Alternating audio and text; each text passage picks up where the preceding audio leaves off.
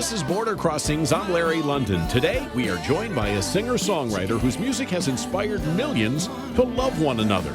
Jesse Colin Young wrote a ballad in the late 1960s, which went on to become his biggest hit. The song, Get Together, has been featured in Super Bowl commercials, films like Forrest Gump, and other ads like KFC and Walmart. During his 50 years in music, Jesse has released over 19 albums, including his latest release, Dreamers. He has written a number of hits in his career, including Darkness, Darkness, Songbird, Sunlight, and more. And with his latest album, he explores a variety of music styles, including country rock, folk, Cajun waltz, blues, and even Celtic blues. Along with music, Jesse's passion is also at home on his Hawaiian coffee plantation. Join us for an up-close and personal look at a legendary singer-songwriter as we are joined by Jesse Colin Young on today's Border Crossings.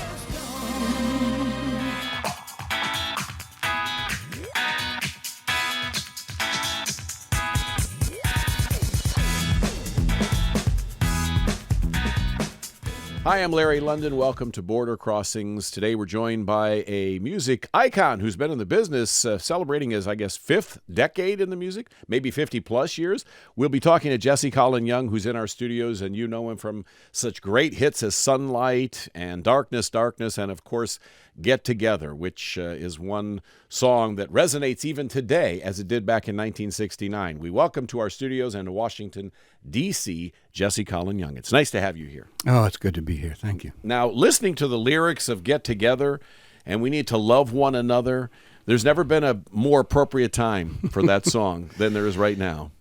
Yeah, you're so right. That's part of why I'm out here.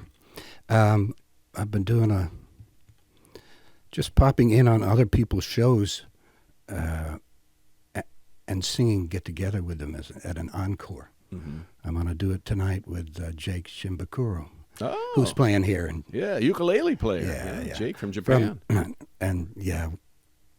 We grow coffee in Hawaii. We lived there for years. That's right. So it will be brought us meeting up.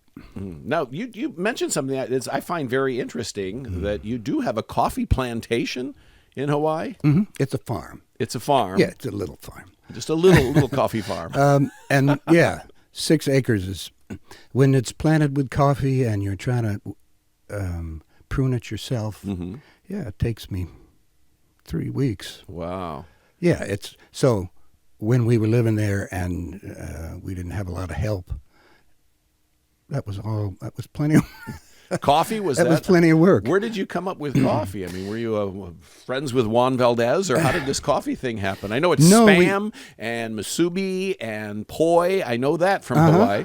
But Kona is the famous district for coffee, and we bought a farm in Kona, and there was no coffee on it, but there was coffee next door, and we had magnut trees that were too old to really produce, but we didn't know that when we bought the farm. So my wife, who is a born farmer, said, let's plant coffee. So this was back in the 80s, and we planted coffee. And so we have a small crop. We sell it on the internet through jessecolinyoung.com and mostly sell out early on. It's must be good coffee. Oh, it's good. It's so good. I know they have, because I lived in Japan, and in Japan they call coffee that isn't as strong as theirs American coffee. Right. So I assume your coffee's potent. That Jesse Colin Young coffee. Absolutely. Yeah. It keeps you looking as young as you look, and as healthy as you look. Yeah, I guess so. And when I don't, if I drink 2 cups, then then you're bouncing off the walls. I'm bouncing off the walls.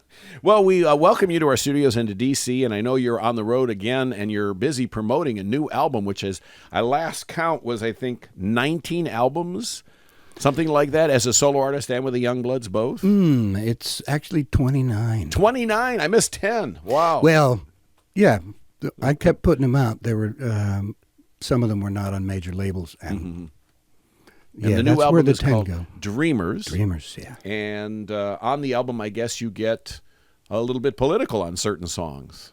Yes. And is that's not always been? I mean, has that always been a part of being Jesse Colin Young? No, not so much. Mm-hmm. But I've always been active politically. I was one of the founders of the No Nukes movement. Right. And you performed at the big concert that they had. We are organic farmers, Mm-hmm. and that's another important movement, the organic food movement that we're involved with. We founded a Waldorf school in Hawaii. Mm-hmm. Mm-hmm. Education is also important to us. The good things, coffee, good education.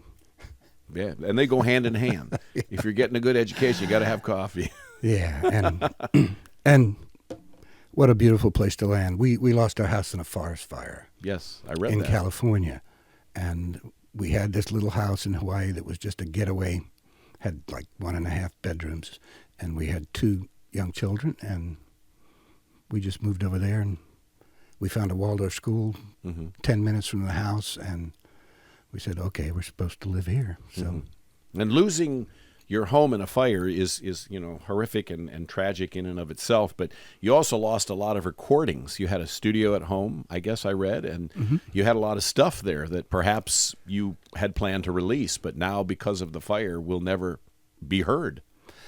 Actually, it was strange. The studio's down in a gully.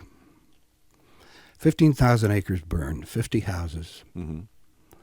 And in the middle of that, when we came back, all these 100-foot trees were now smoking stumps as far as you could see. Mm-hmm. And in this little gully was my recording studio, sitting there with a scorched board. The 4-story house was burnt down to a foot of ash. Mm. So we asked the fireman about it. How is that possible? He said, when the big trees go, most of the fuel is up at the top. Mm. And that sucks the oxygen out. So something really low to the ground and downhill in where there's a little creek and it's wet. Mm-hmm. So the studio survived. My sons actually threw most of the masters.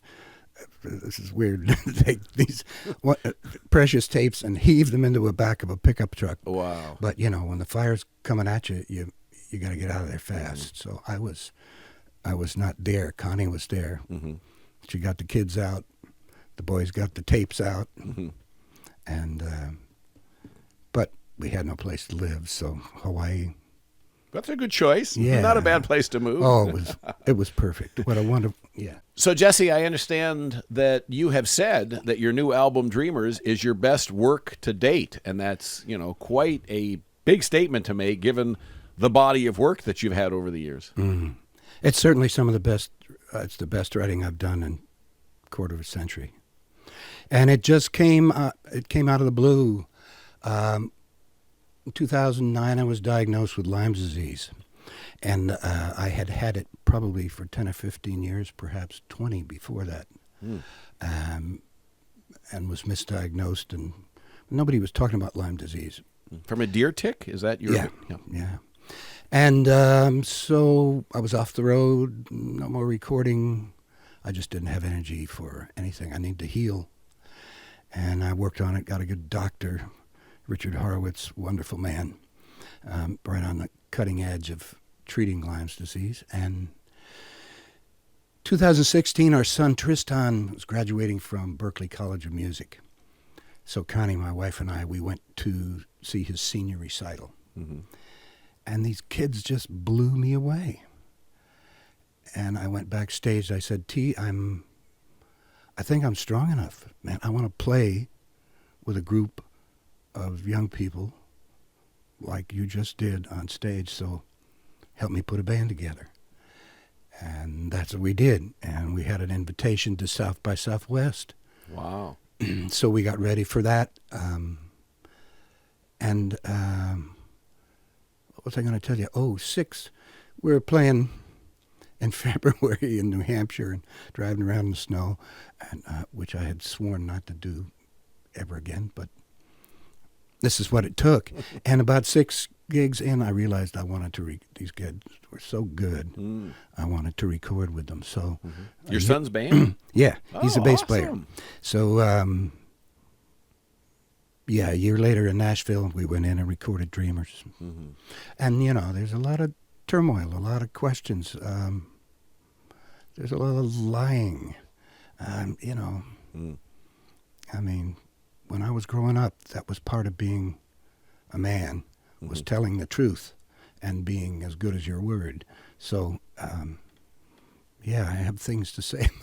Well, we're going to give you a chance to say what you have to say right. in music right now. So if you wouldn't mind doing a song for us, we'd love to I would hear love something. to. What's this called? This is called Walk the Talk About Love. I sat down one day and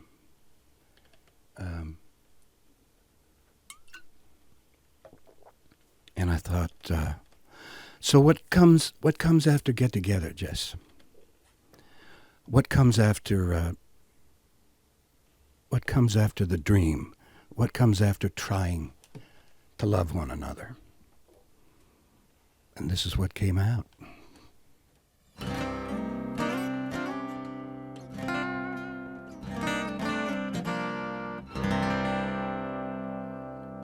Talking about love. Let's talk about love. Must be time we learn. Walk our talk about love. Are you tired of the struggle for money and fame? You let vanity rule you, boy. It will drive you insane. Here in the garden, we have chosen to live. It's not what you can get, my brother. It's about what you can give. We're talking about love. Let's talk about love. Must be time we learn to walk our talk about love. I was lost in the desert, sorrow and pain, thirsty for something I could not name. There is water aplenty, the oasis is near. So drink deep from the sacred spring of faith. Release all your fear. We're talking about love. Let's talk about love. Must be time we learn to walk our talk about love. Love. Let's talk about love. Must be time we learn to walk our talk about love. Do you think you see darkness? My friend, open your eyes. This is not an illusion. This is life's greatest prize. It's the water of life in a free-flowing stream. It will pour through your spirit. It will wash your soul clean. We're talking about love. Let's talk about love. Must be time we learn to walk our talk about love. Love. Let's talk about love. Must be time we learn to walk our talk about love. All right. Sounding great. Jesse Colin Young live on Border Crossings on the Voice of America. Thank you. And the album is Dreamers. Now, it's come out on vinyl as well? It has. That's amazing how you must find this interesting that vinyl has kind of come back and in popularity now. I just read where it's outsold this year actual digital songs. There's, the 2.1 million digital sold, 2.4 million vinyl sold this year.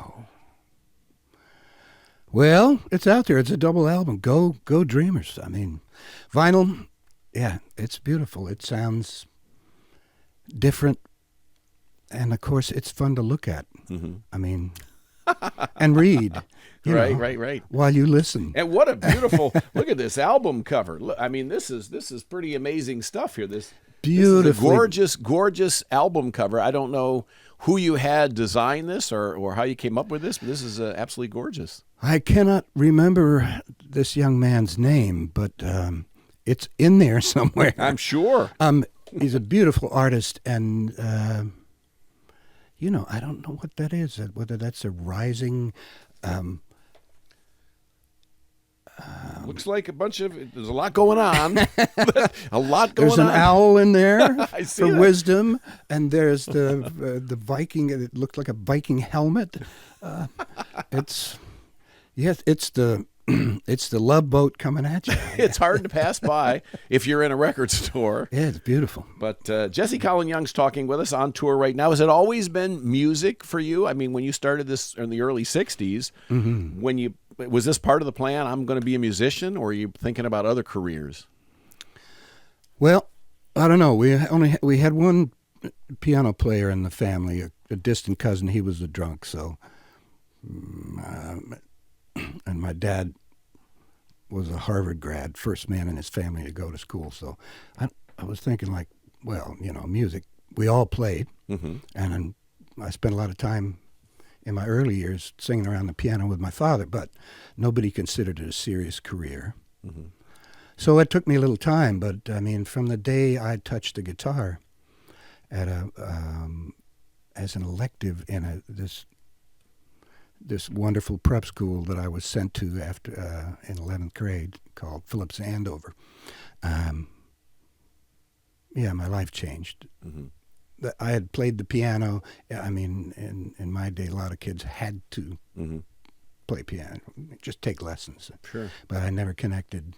And the music they were teaching me was kind of dorky. And so then here comes Alan Freed. When I'm 10 years old, I'm living on Long Island, and Alan Freed comes on the radio. Rock and roll. He's the guy that made the term rock and roll. And, I was hooked. I had a radio, and I kept it on. If I turned it way down, mm-hmm. I could leave it on all night, and the radio was right here by my head. Mm-hmm. So I just listened nonstop, and mm-hmm. so I was aimed at this. I tried a few other careers, and it was, but music was it for me, and has been since I was. When did I play my first gigs? I think I recorded Soul of a Silly Boy, my first album, when I was 19. Wow. It came out when I was 20. It was on Capitol. Mm-hmm. So they were busy with the Beatles. Mm-hmm.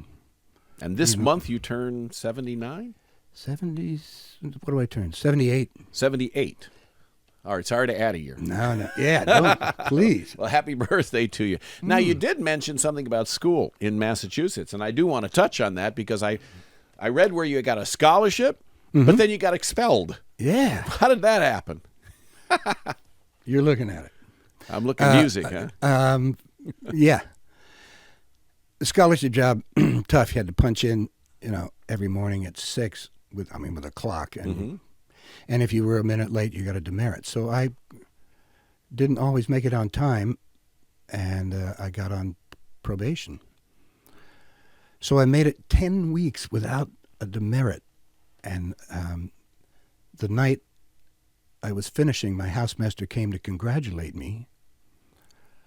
But it was in study hours, but I was playing the guitar because we had our first concert the next day. Mm-hmm. So I was supposed to be playing the guitar. But because I was on probation, it was illegal. Huh? Yeah, that was it. Mm. So... and then Dina Ment said to me, "Oh, it's a shame we have to lose a good boy like you." And you can imagine what I was thinking. Right.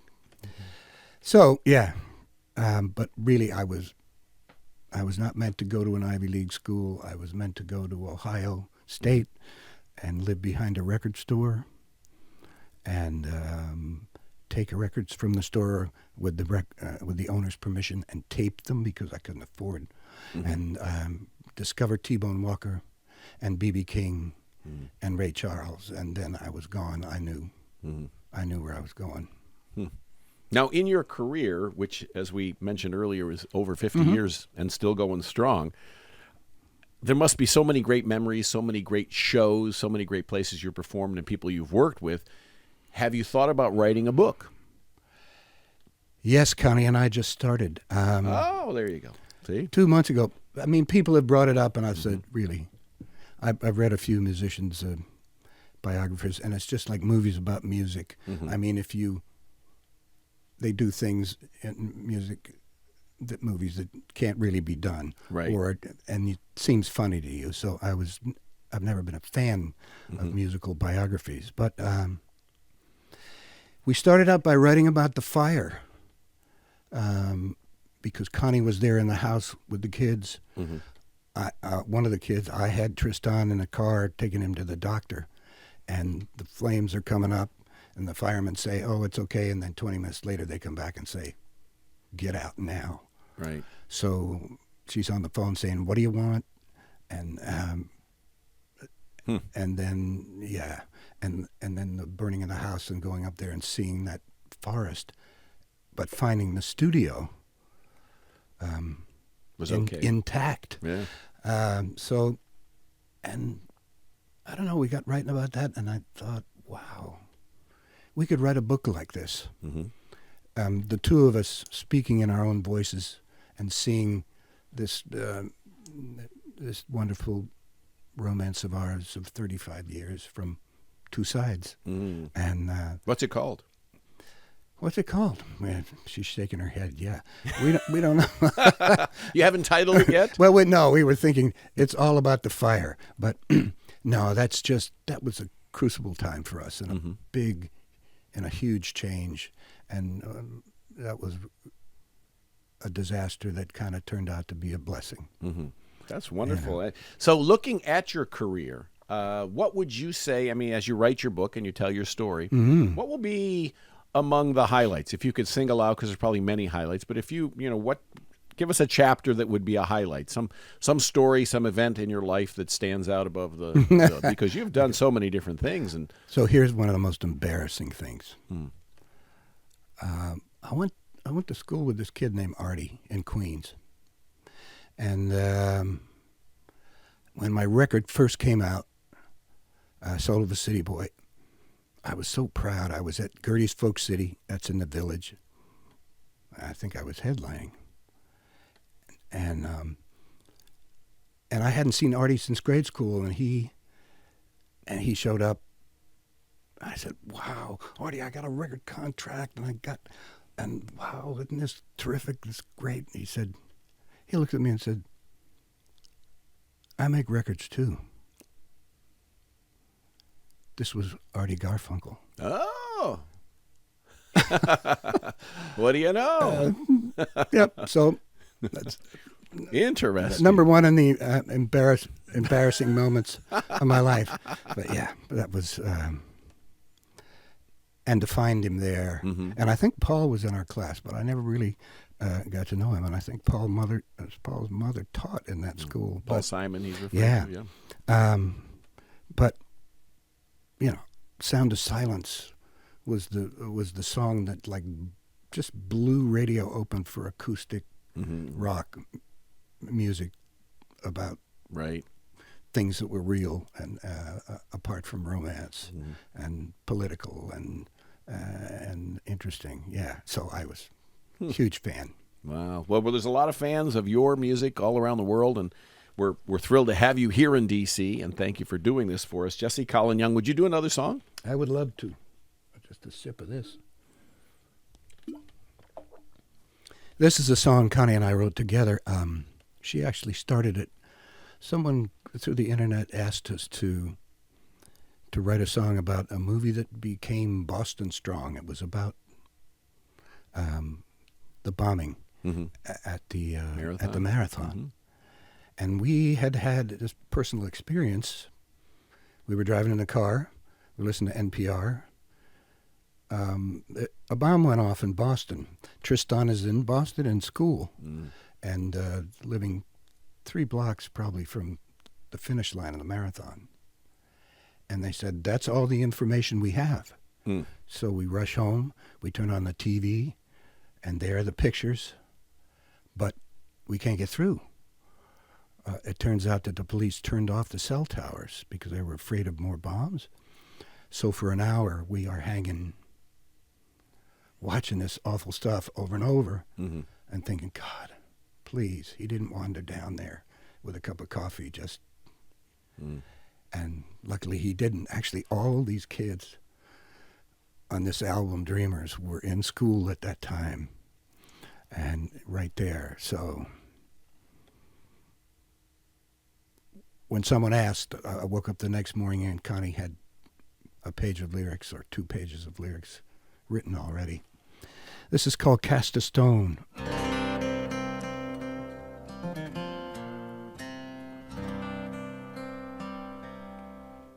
All that we do in this life kind of ripples out like when you throw a stone in the water and affects everyone else in some way, whether it's for good or, in this case, for evil.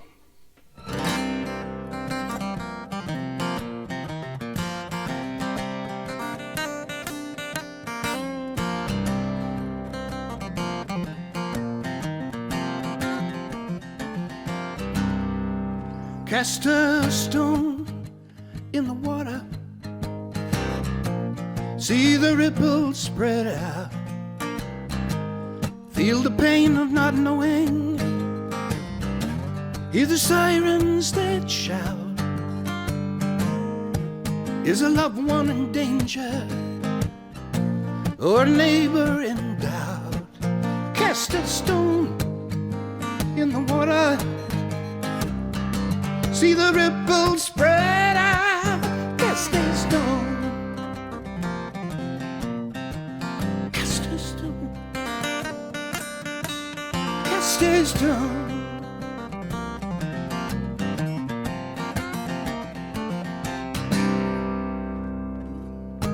We are witness to evil, miles and miles from the fray. On and on they replay it, while we hope, while we pray. And the poison is spreading, in our hearts there's no doubt. Cast a stone in the water, see the ripples spread out. Cast a stone, cast a stone, cast a stone, cast a stone. Now the criminal is cornered, he is wounded, he's down, and the roar from those gathered is a frightening sound. As our fear and our anger feeds our rage as we shout. Cast a stone in the water, see the ripples spread out. Cast a stone, cast a stone, cast a stone, cast a, cast a, cast a stone. Jesse Colin Young, legendary name in the music business, been around the block a few times. And so the Youngbloods, you've been with them on and off over the years. Are you planning anything with the Youngbloods in the near future? No, not really. Banana's the only one that's Still with living. us? Yeah, still with us.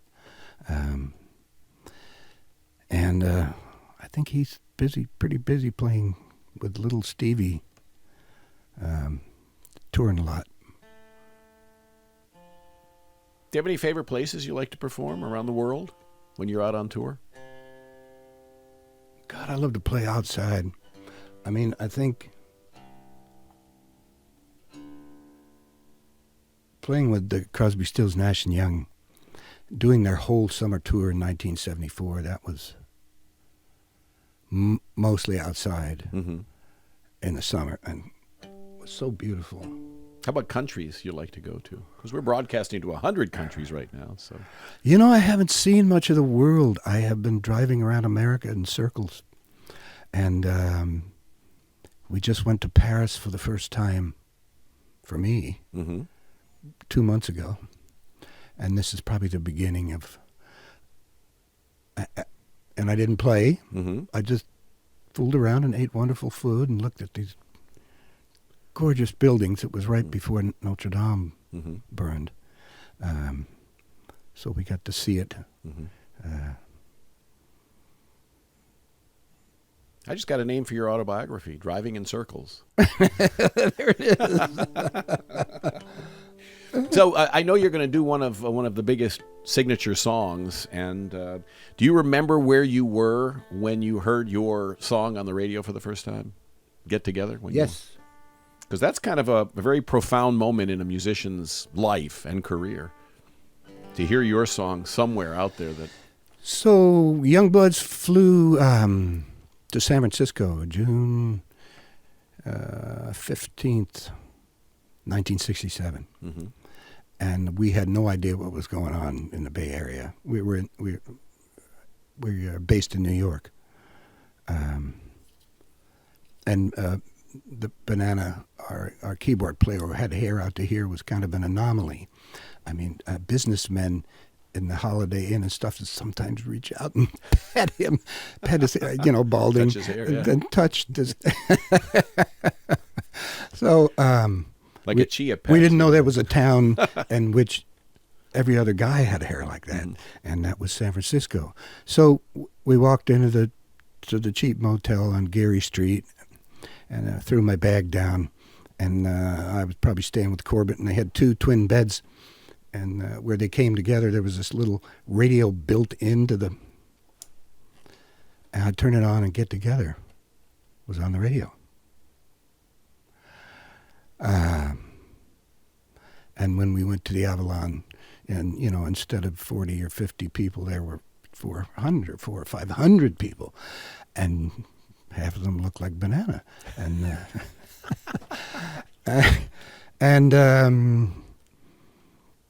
so I mean, we realized that this was the place we needed to be. I mean, we could work. Because Get Together was a hit in '67 in San Francisco and up the coast, maybe Portland, Seattle, nowhere else. So it was not a major hit.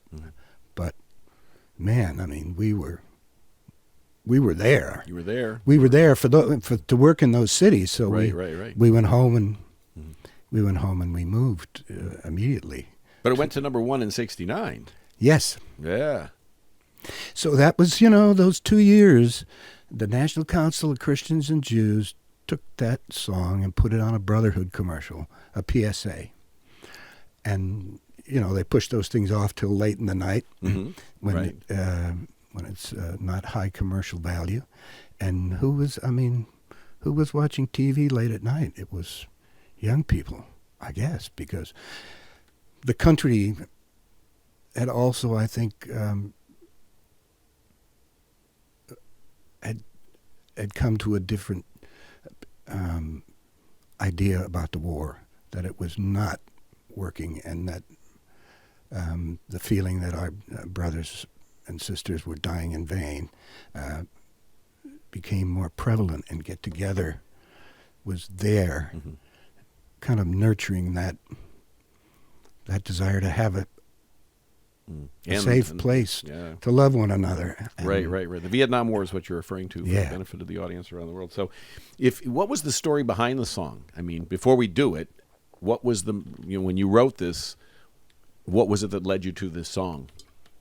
You sitting at home in the basement studio or whatever, some other studio, and you say, I got a song in my mind, in my heart, and I got a story to tell.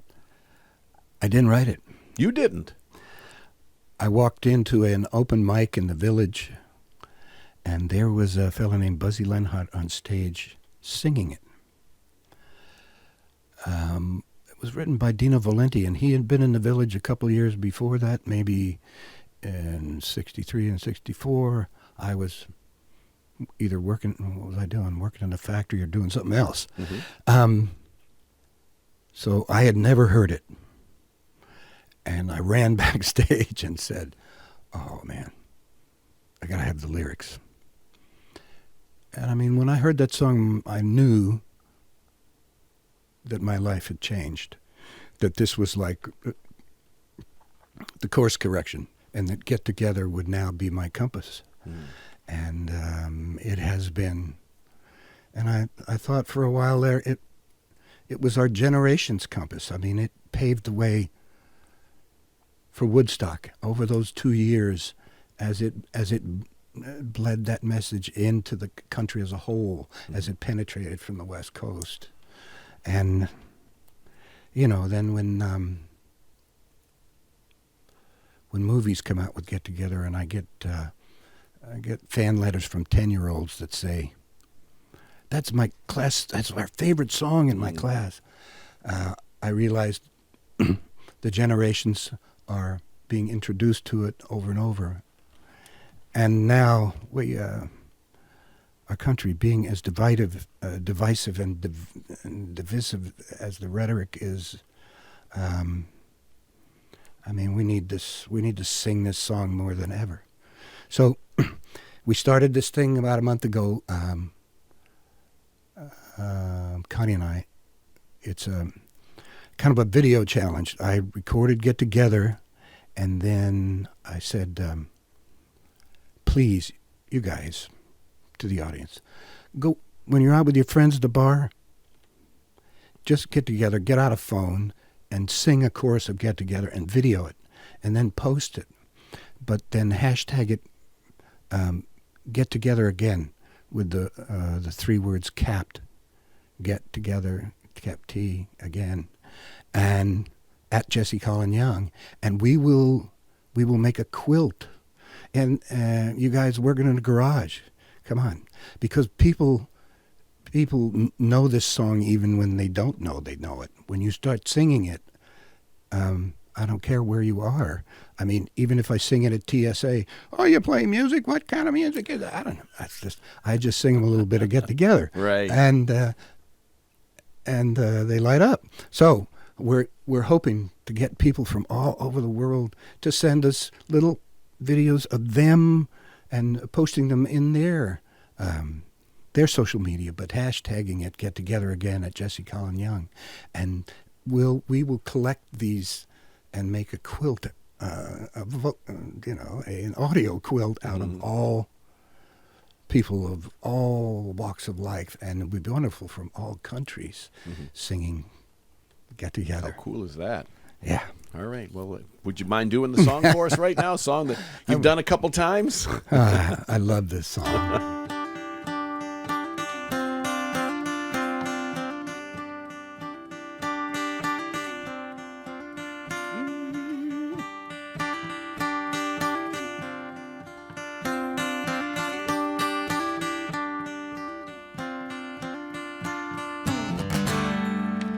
Love is but a song we sing, and fear's the way we die.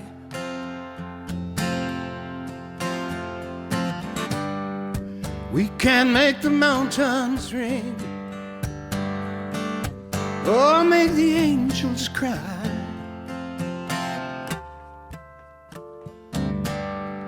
Though the bird is on the wing, we may not know why.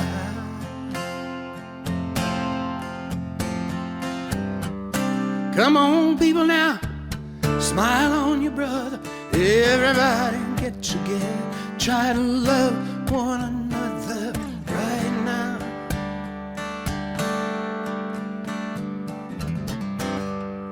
Some may come and some may go.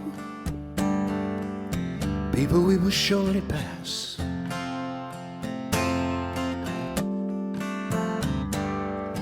When the one that left us here returns for us at last,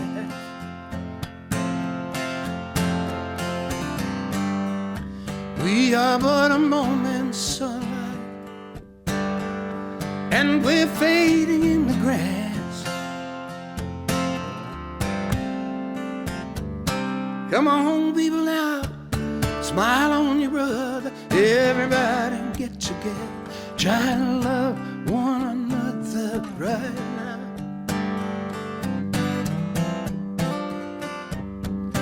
Come on, people, now, smile on each other. Everybody get together, try to love one another right now.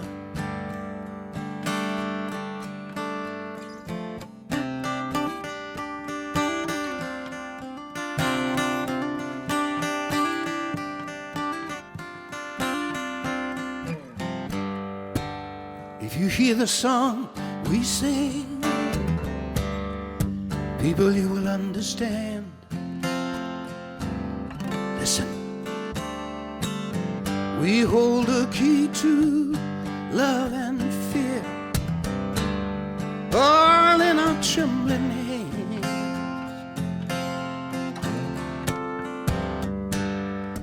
Just one key unlocks them both. Don't you know it's there at your command? Come on, people, now, smile on your brother. Everybody get together, try to love one another right now, right now. Come on, people, now, smile on each other. Everybody get together, try to love one another right now, right now, right now.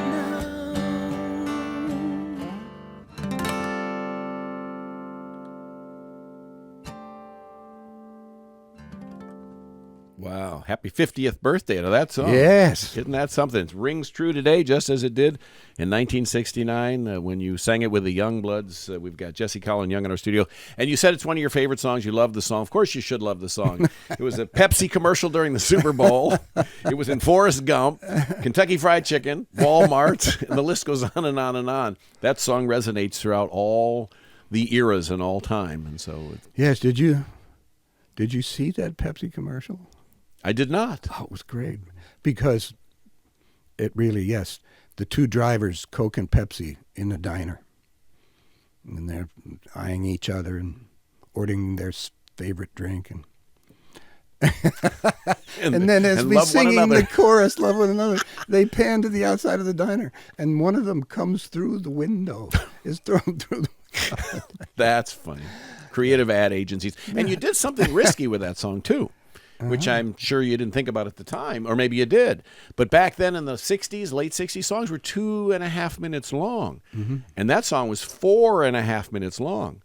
And you must have been thinking, are we going to get this played on the radio? How are we going to get this out there? You know, it was not slated to be a single. It was actually 5 minutes, I think. Oh, boy.